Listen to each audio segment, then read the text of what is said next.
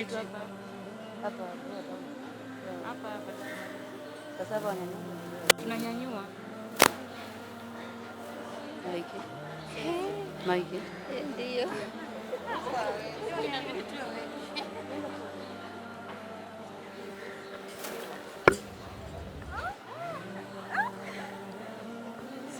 Sije mkamdondosha.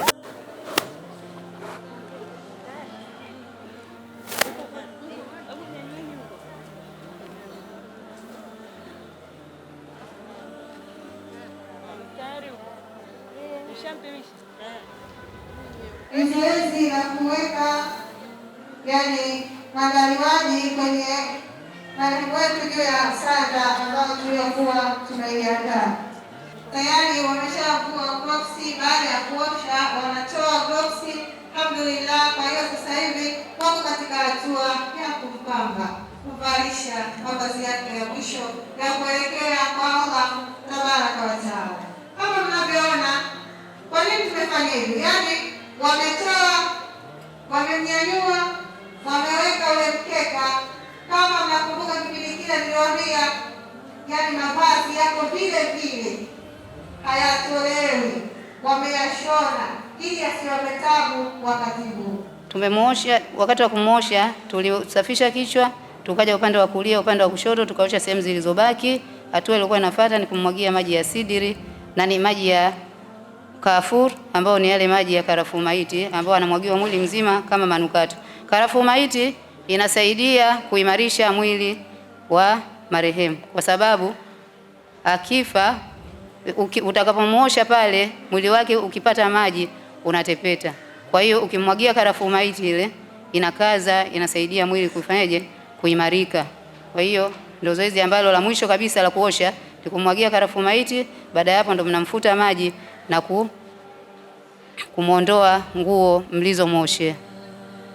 Kwa hiyo hapa kinachofuata, kabla hatujamvisha, pia unaweza kumwongezea manukato. Kama unaona yale ya mwanzo hayatoshi, kama yanatosha basi. Kwa hiyo hatua inayofuata ni kumpamba. Kabla hatujamvisha sanda, tunamweka pamba. Tunamweka pamba katika kila sehemu yake yenye tundu. Tunatia pamba sehemu za wazi, mfano puani, sehemu ambazo ziko wazi, ni macho, sehemu nyeti. Inshallah, kwa uwezo wa Allah, kwa maisha yetu ndugu zangu, hamna namna tena.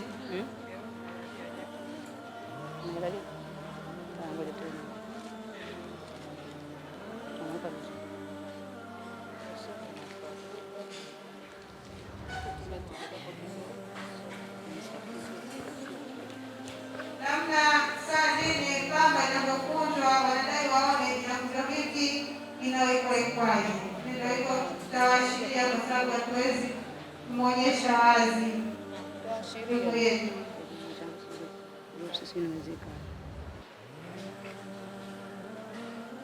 Kwa hiyo pamba ya kumweka sehemu nyeti inakuwa kubwa, yenyewe inakuwa kubwa, alafu ukiiweka unaikunja, inaenea mbele na nyuma. Alafu tunatoa pamba ndogo ndogo kwa ajili ya kumpachika kwenye vidole vya mikono, vidole vya miguu, sehemu za viungio, kwenye makwapa, kwenye sehemu ya uso. Na la usoni mara nyingi huwa tunaweka tu moja, tunaziba hivi, basi linakuwa linatosha.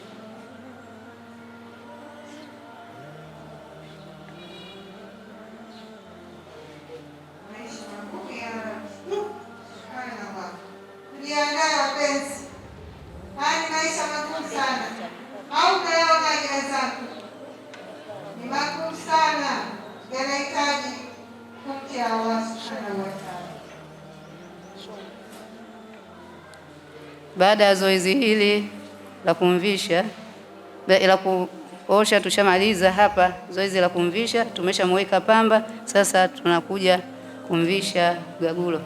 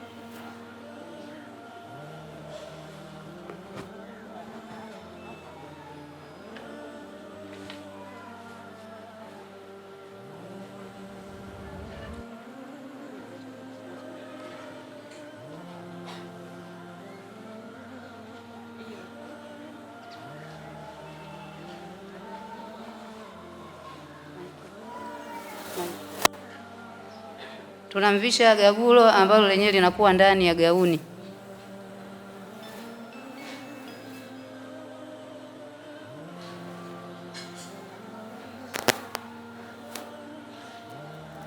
Mikono yake inakuwa nje ya gagulo na ibana pembeni. Yaani hivi ile gauni ilikuwa kama hapa, lakini ile gauni ilikuwa ndani, ameifunga kama kanga huku na huku, sawa, ameifunga hivi. Baada ya hapo sasa hii gauni ndio ikashushwa kwa juu, mikono iwe imekaa sehemu hizi, imenyooka, linakuja hivi.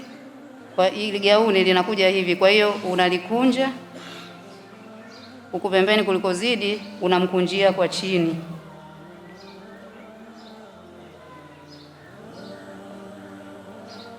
Wanalikunja namna hii, wanalikunja huku, unaona ile gauni lake wanalikunja kwa chini yake. Ushungi akijaliwa unashushwaje jamani? Dada ukisha kidogo kujua ushungi unashushwaje?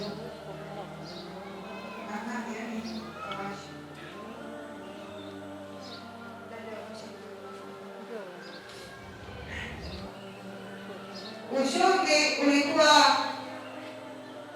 ulikuwa hivi, kitakatisha ushungi kilikuwa kiko hivi. Ushungi wetu ulikuwa hivi, si ndio? Kumbukeni tuliweka kamba ziliishia hapa. Umekumbuka? Sasa zoezi lililopo sasa hivi tunachukua ile shungi kufunika. Kwa hiyo itakuta ile shungi kuja hivi. Tunaelewana? Ikishafika hivi zitachukuliwa hizi kamba zilizomo humu na zitafungwa kwa hapa shingoni. Tunaelewana basi? Tumeelewa vizuri eh? Hapa.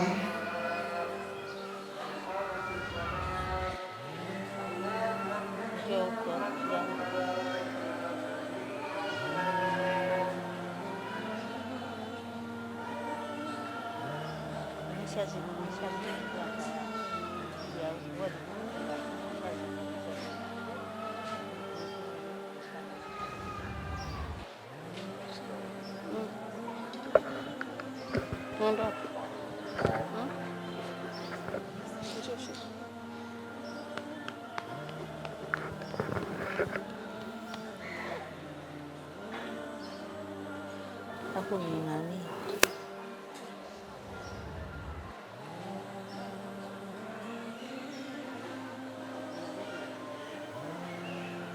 Nasma, haja huku msikitini.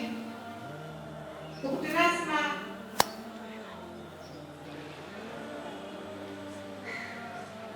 Hapa tumeshamvisha gagulo, tumeshamvisha gauni, tumeshamvisha kilemba. Zoezi linalofuata ni kumfunga yale mashuka mawili yaliyobaki. Sasa huenda ukapata sanda nyembamba haitoshi, yaani marehemu ni mnene, kwa hiyo ile sanda ukizungusha hivi inakuwa haimfiti. Unaiunga, unachukua ile shuka ile, unachukua na shuka kama hili, unaiunga kama hivi, ili upate ukubwa upana kulingana na nani, na huyo aliyefariki. Kwa hiyo hapa unaunga na sindano. Kwa unaweza ukachukua shuka kama ile, afu lingine ukalikata katikati ikawa nusu, afu ukaungia huko. Au kama haujafanya hivi, utatandika yale mashuka, alafu hii ya kuunga ndio inakuwa inamkaa vizuri. Hii ya hivi mara nyingi inatokea mmeshashona sanda, mnaenda kuosha, mnakuja kumvisha, mnagundua huenda akawa maiti imevimba. Kwa hiyo ikivimba ile sanda mlomshonea haimtoshi. Kwa hiyo kama haimtoshi mnafanyaje pale? Hamwezi tena kuanza zoezi la kusema tuanze kuna nini kuunga tushone tufanyeje? Mshafika mnataka mumvishe. Kuna mashuka huwa yanabaki kama haya. Kwa hiyo mnachukua shuka kama ile iliyobaki, mnalitandika hivi, afu mnachukua haya ya pembeni, mnayaleta hivi kwa sababu hayawezi kumfiti. Ndio kama hichi tunachokifanya hapa.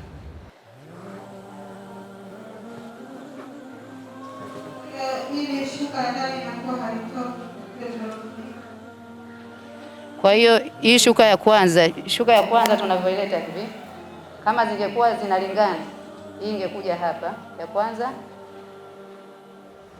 tunakuja tunachukua huku ya kwanza tunazikutanisha. Hii inapita huku, hii inakuja huku, zinapishana.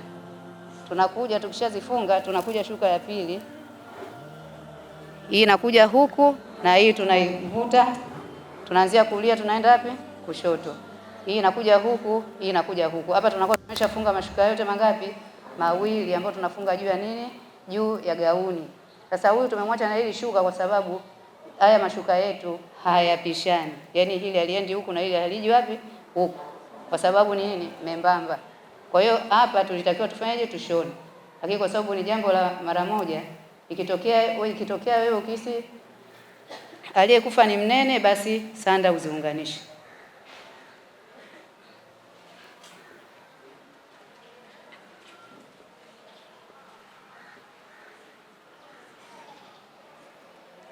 Kwa hiyo tukishakutanisha hivi, tunafunga na zile kamba ambazo tulikuwa tumeziandaa.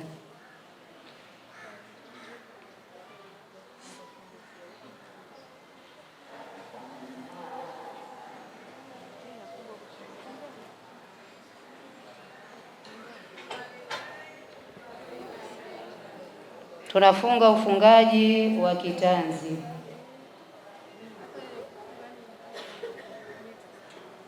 Ili wakienda kuvuta hii kamba inafanyaje? Inatoka. Moja tunafunga katikati, moja tunafunga mwisho, moja tunafunga miguuni.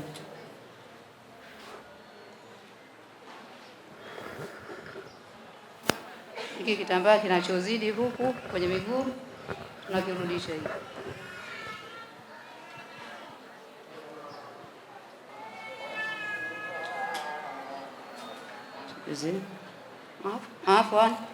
Ili shuka la kwanza la chini tulilifanya kwa refu kidogo kwa sababu ilikuwa linakuja kutolewa kama.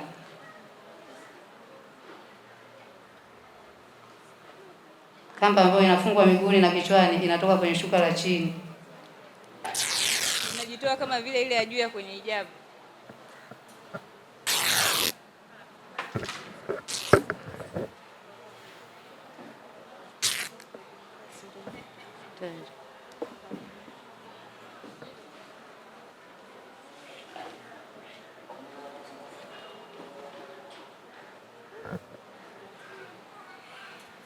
Kullu nafsin dha'iqatul maut. Inna lillahi wa inna ilayhi raji'un. Kwa hiyo kamba ya tatu katika sanda ya pili na ya tatu zinatoka kwenye shuka la chini.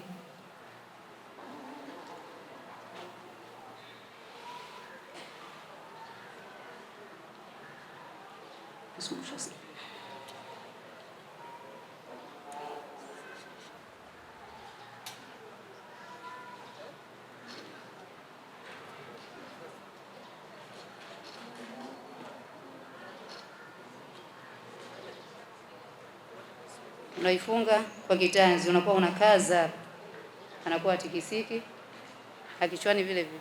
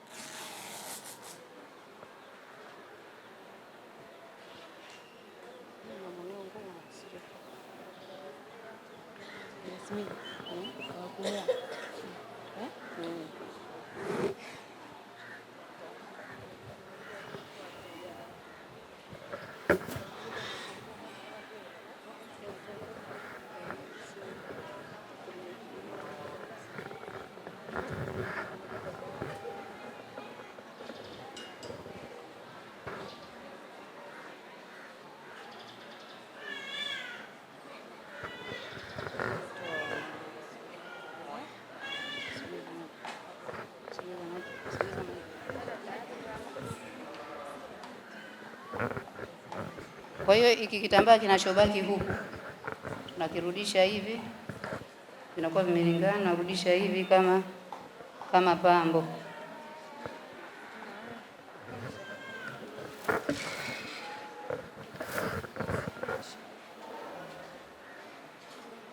Na hiki huku vile vile kama inatosha. Kwa hiyo hapa tunaweza kumuongeza marashi, alafu ndo tukamfunga nini mkeka kama yapo. Leti miski.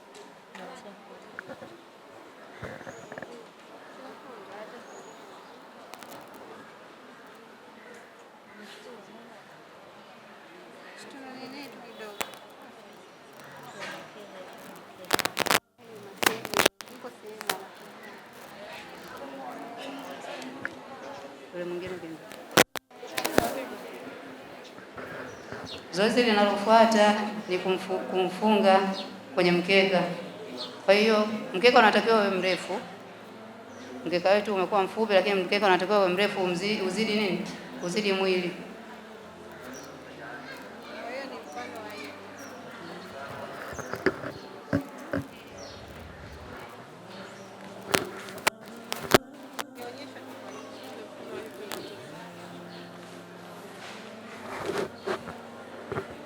Hii ni hatua ya mwisho kabisa katika kumkafini marehemu wetu.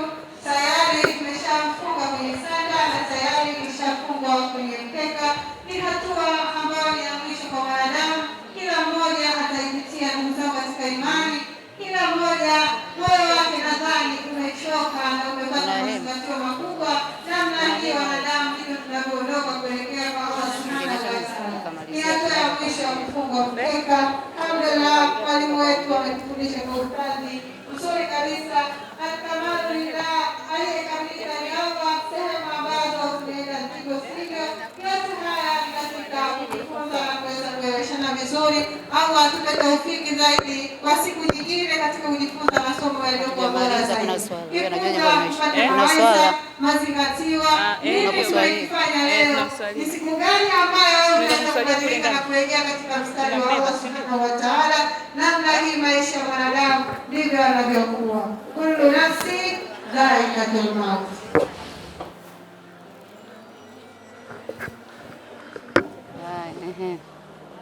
Hapa hatua ya mwisho ilikuwa ni kumfunga hizi kamba.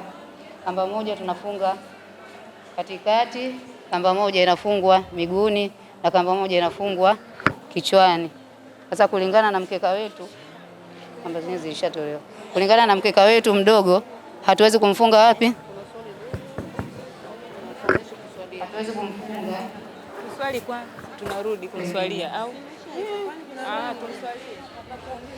Tumebakisha zoezi moja la kuswalia maiti. Tumalizie. Tunabeba na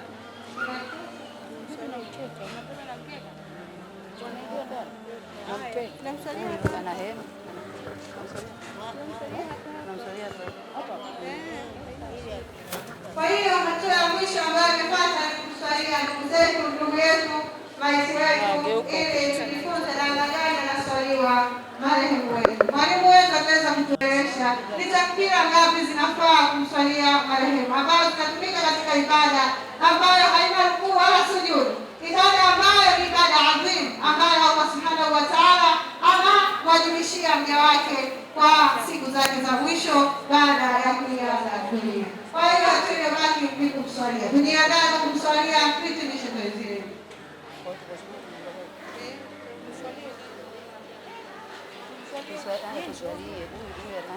Yaani wa baadhi tu watawakilisha, nyinyi mnaangalia, sawa? Namna ya kumswalia maiti, ustadha ataweza kuongoza, ambaye 4 5 tu wanafanya.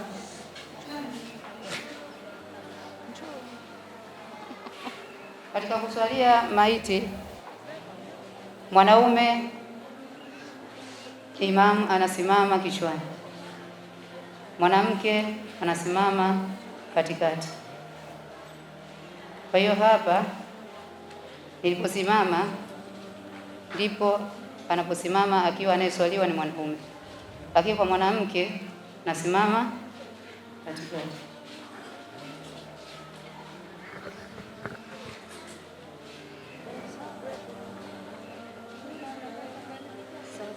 Swala ya maiti haina kurukuu wala kusujudu.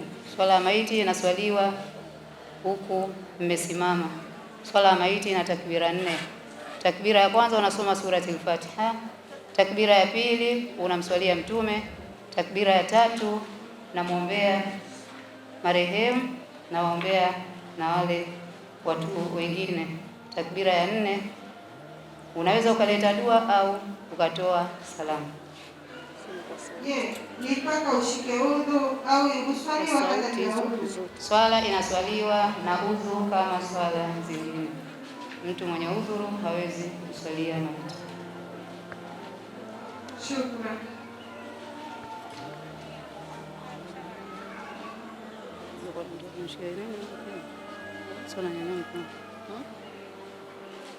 Na Tafadhali ni swala ya maiti. katika takbira tunanyanyua mikono.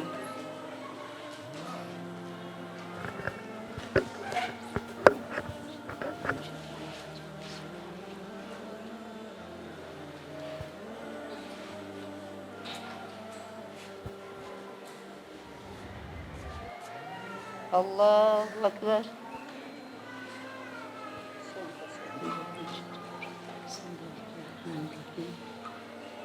Alhamdulillahi Rabbil Alamin Ar-Rahmanir Rahim Maliki Yawmiddin Iyyaka na'budu wa iyyaka nasta'in Ihdinas siratal mustaqim Siratal ladzina an'amta 'alaihim ghairil maghdubi 'alaihim waladdallin.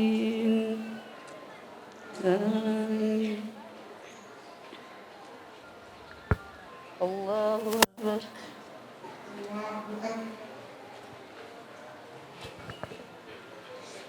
Allahumma salli ala Muhammad wa ala ali Muhammad kama sallaita ala Ibrahim wa ala ali Ibrahim innaka Hamidum Majid wa barik ala Muhammad wa ala ali Muhammad kama barakta ala Ibrahim wa ala ali Ibrahim innaka Hamidum Majid. Allahu Akbar. اللهم اغفر لحينا وميتنا وشاهدنا وكبيرنا وشاهدنا وغائبنا وصغيرنا وكبيرنا وذكرنا وأنثانا. اللهم من أحييته منا فأحيه على الإسلام ومن توفيته منا فتوفه على الإيمان. اللهم اغفر لها وارحمها وأسكنها.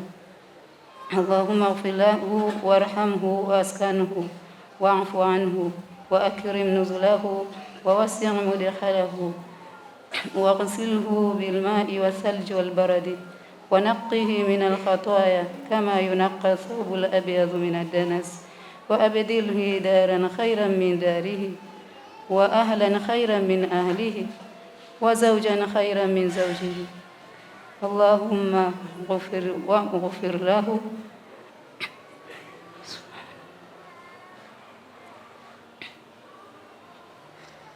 الله أكبر. السلام عليكم ورحمة الله. السلام عليكم ورحمة الله.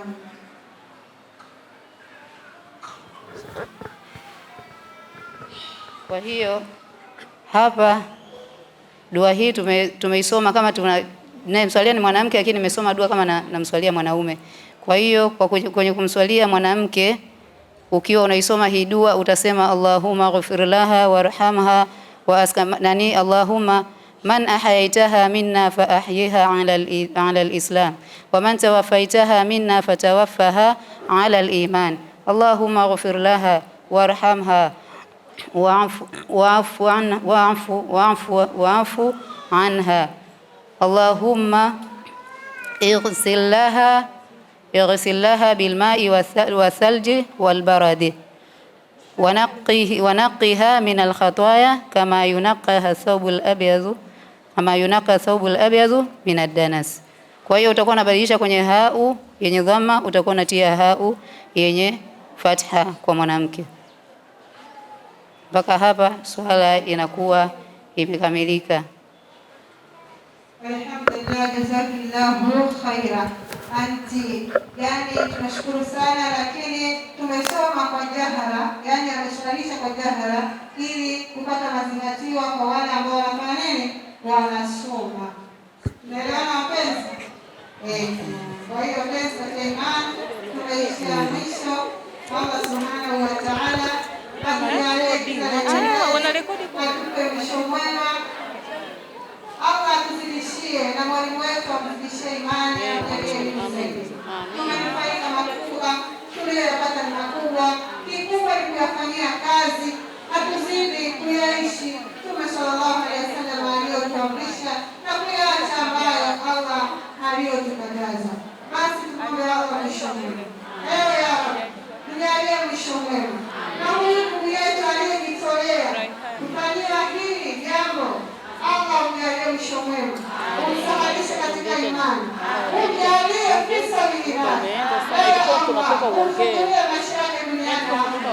Na wote waliojitolea kulisapoti jambo hili, na wote tuliotoka majumbani kwa ajili ya kuja kujifunza jambo kama hili. Ewe Allah, tunusuru wanawake. Ewe Allah, tunusuru sisi wanawake ni zaidi. Ewe Allah, tujalie nuru na baraka katika maisha yetu. Ewe Allah, tujalie mwisho mwema na utufungulie kwa baraka zako Allah.